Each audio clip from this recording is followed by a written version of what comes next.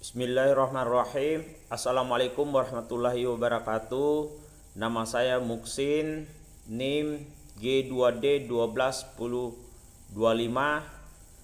Saya akan memberikan presentasi tentang perencanaan dan pengembangan sumber daya manusia dan mengulas bab 21, yaitu pembinaan SDM, motivasi dan kepuasan kerja. Pembinaan SDM, motivasi dan kepuasan kerja, yaitu melakukan pembinaan SDM sangat penting bagi perusahaan yang menghendaki cepat dan terjaminnya kelancaran perusahaan dalam mencapai tujuannya. Proses pembinaan SDM harus dilakukan terus-menerus sehingga menjadi kebiasaan bagi pegawai dalam melaksanakan tugasnya di perusahaan. Faktor pembinaan yang harus dilakukan terhadap pegawai yaitu pembinaan disiplin kerja, pembinaan hubungan, pembinaan loyalitas, pembinaan moral dan semangat kerja. Faktor yang dapat mempengaruhi tegaknya disiplin dalam perusahaan: pemberian tingkat kompensasi, adanya perhatian terhadap pegawai, adanya penghargaan prestasi, adanya keseragaman peraturan disiplin, adanya keteladanan pimpinan, serta penerapan disiplin yang mendidik.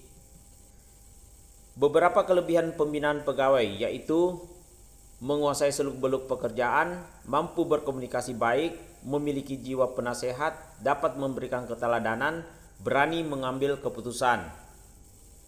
Pembinaan loyalitas perlu dilakukan agar sumber daya manusia mempunyai kepedulian tinggi terhadap perusahaan, merasa memiliki terhadap perusahaan, tetap bertahan terhadap perusahaan, meningkatkan kinerja, motivasi tinggi, serta meningkatkan profesional dan produktivitas kerja.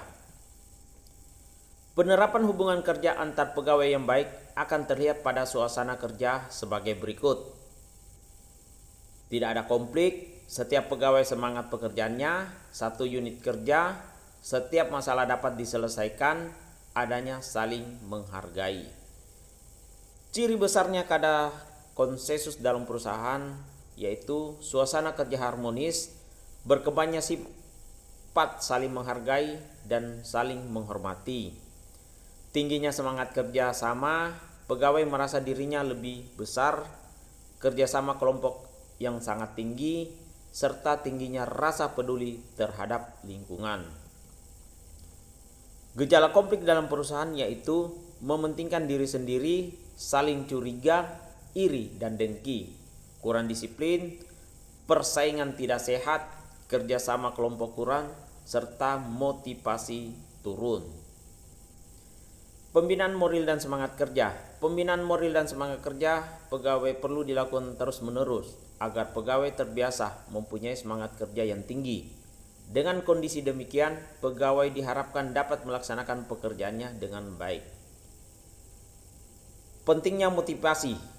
Motivasi adalah kekuatan yang mendorong seseorang untuk melakukan suatu tindakan atau tidak ada yang pada hakikatnya ada secara internal dan eksternal.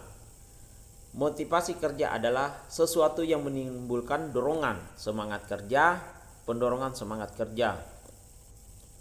Jenis motivasi dibagi tiga, yaitu pendorong utama, semi pendorong utama, dan pendorong non-material. Teori motivasi. Teori tersebut adalah teori hierarki kebutuhan yang dikemukakan oleh Abraham Maslow. Abraham Maslow sendiri merupakan tokoh psikologi asal Amerika Serikat. Menurut Maslow, kebutuhan manusia tersusun dalam suatu hierarki. Disebut hierarki karena memang manusia memenuhi kebutuhannya secara berjenjang, yaitu kebutuhan fisiologis, rasa aman, sosial, dan penghargaan.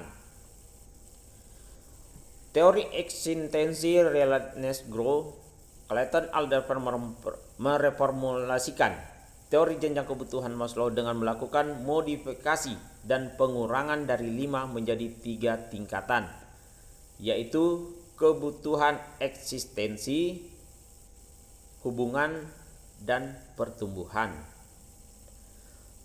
Teori kebutuhan MC Schillen, pendekatan MC Schillen terhadap motivasi tiga macam kebutuhan, yaitu need for achievement, need for power, need for affiliation. Teori dua faktor. Friedrich Herbert mengembangkan teori dua faktor, yaitu faktor higienis dan motivasi. Analisis masalah motivasi. Masalah unjuk kerja timbul apabila perilaku kerja seseorang di bawah yang diharapkan, dan masalah tersebut bukan disebabkan rendahnya motivasi, melainkan oleh hal berikut, yaitu karena adanya masalah komunikasi, masalah kemampuan keterampilan, masalah pelatihan, serta masalah kesempatan.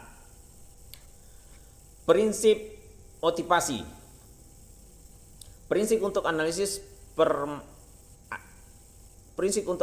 masalah motivasi yaitu perilaku. Faktor motivasi, memberikan ganjaran, nilai motivasi, berbagai pandangan motivasi dalam organisasi, yaitu model tradisional, model hubungan manusia, serta model sumber daya manusia. Demikianlah presentasi yang dapat saya sampaikan. Lebih dan kurangnya mohon dimaafkan. Wabillahi taufiq wal hidayah. Wassalamualaikum warahmatullahi wabarakatuh.